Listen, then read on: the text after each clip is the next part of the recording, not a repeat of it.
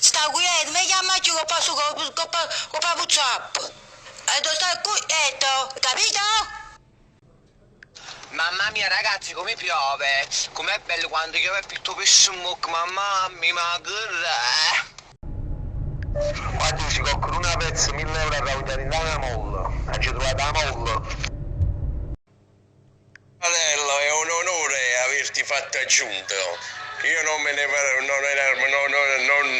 accorto prima, diciamo, della tua scarsa presenza in questo gruppo.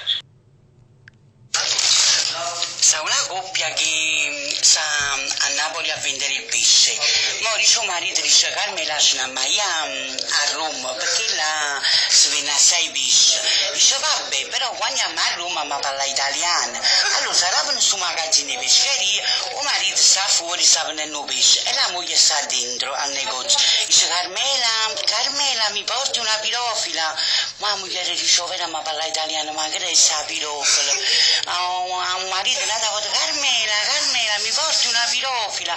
Ma la moglie chiama un marito, dice Pasquale vieni qua, tra la serena dice Pasquale ma che è la pirofila? Carmela che la raga noi quando siamo a Napoli mettevo pesce in e perché a Napoli la chiamava Pucciocca che chiamava pirofila?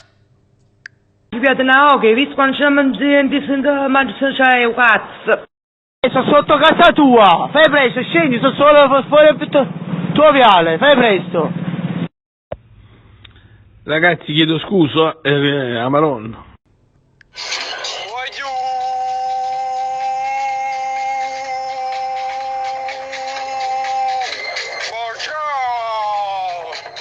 Volevo fare un annuncio, ma qualcuno di voi sapesse qualche medicina, qualche liquido per inibire l'eccitazione? Cioè, dici, mi serve un puntare l'obiaco, qualcosa che mi fa musciare. Sono sempre troppo a manette, se qualcuno di voi mi può aiutare, grazie ragazzi, devo calmare l'eccitazione, perché sennò voglio troppo...